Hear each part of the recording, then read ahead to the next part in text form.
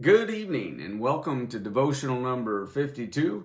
It is a Sunday. It's not snowing. It's not raining at least until about 9 p.m. and it's Mother's Day. So I hope that this day has been a very good day for you.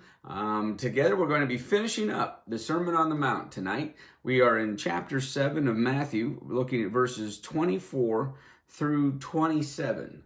24 through 27. It reads, "Therefore," which you always need to pause and see what it's there for, if it says therefore. So it's a concluding kind of statement, and it's after this immediate other three comparison contrasts, and especially right after the sheep and the goats, if you will, the true and false disciples, where they're being divided based upon whether or not they obeyed the will of the Father and whether or not the Son knew them. And so it says, "Therefore, everyone who hears these words of mine and puts them into practice is like a wise man who built his house on the rock. The rain came down, the streams rose, and the winds blew and beat against that house, yet it did not fall, because it had its foundation on the rock. But everyone who hears these words of mine and does not put them into practice is like a foolish man who built his house on sand. The rain came down, the streams rose, and the winds blew and beat against that house, and it fell with a great crash." The wise and foolish builders. I don't know if you grew up in church or not, but for me as a little kid in children's church and Sunday school, we learned the song, "The wise man built his house upon the rock." And so that's where it comes from, right here in this passage. Now, if you think about the construction techniques here, one of the things that becomes immediately obvious is that if you build your house on sand, you don't have to dig down to rock. So it's not just building your house on a rock, but it's on the rock, as in the bedrock, that subterranean level where you're at. You've removed the topsoil, you removed that clay, and you're down to rock, down to bedrock, which is actually a phrase in our language, which means let's get down to business, or let's get down to where we can build from. Let's get down to bedrock. And so the wise man took the time and the effort and put in the work to dig away all of the soil and clay and got down to a firm foundation that would not shake, that would not move, that could not be washed away. The foolish man built his house, and that's the only comparison we have really is the building techniques. We have no idea what the houses look like. One would assume they're fairly similar, that from the outside they look the same. We also know that he built his house on the sand. He was able to build it. It looked great. In fact, I would imagine it was the envy of neighbors how quickly he was able to get his house up. He could, for a time, have looked very good, much like the false prophets we looked at earlier and the people walking through the wide gates and the false disciples. All those comparisons we've looked at, well, that's the foolish builder who looks great until the storm hits. Now, what's that storm? Now, when I was a kid growing up, for the most part, it was considered to be the exigencies of life, those stresses and tragedies, and that if you didn't have a real faith, that your faith wouldn't hold you, and that when the storms came, you would be washed away. And that very well may have some merit and some truth. But within the immediate context, it has a lot more to do with your eternal salvation.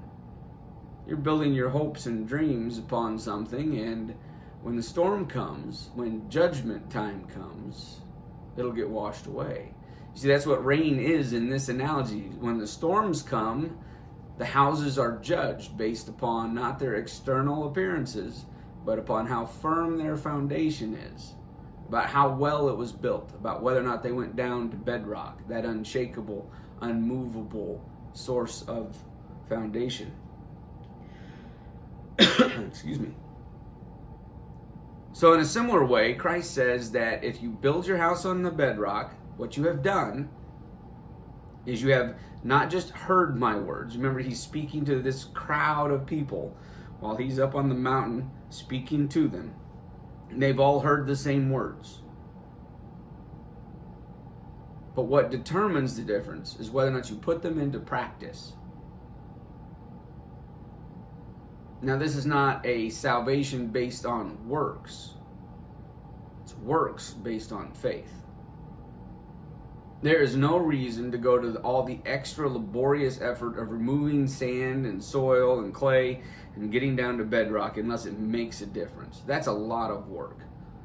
In fact, I know that quite often once the concrete pad has been poured and set and you're able to start doing the actual building of the house, you've significantly gone quite a ways into your project, because the time it takes to correctly locate your house on the site, to determine watershed and sunshine, to get all the easements and to do all those sorts of things takes a lot of time and money.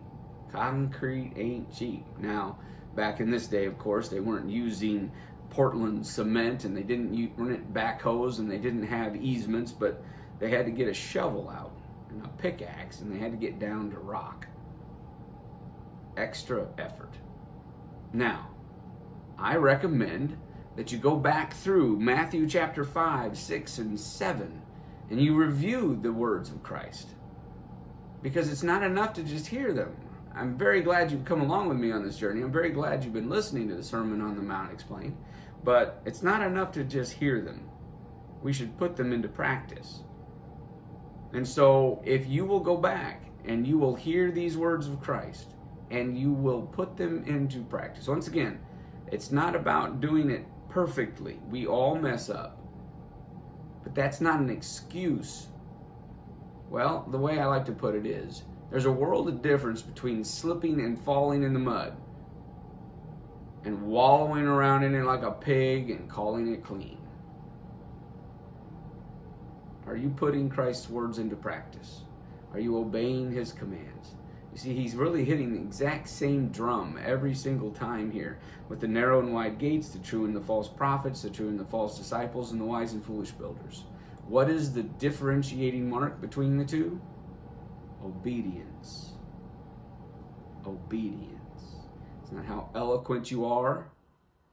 It's not how excited or emotional you get when you give a testimony.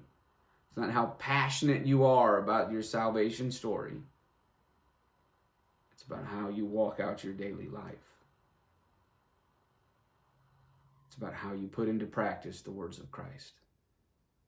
It's about whether or not you trust him enough to live this one-shot life you've got according to his directions or not. You see, if you don't trust him, you won't obey him. But if you do trust him, you'll dig down. You'll dig down deep, and you'll keep digging until you hit bedrock.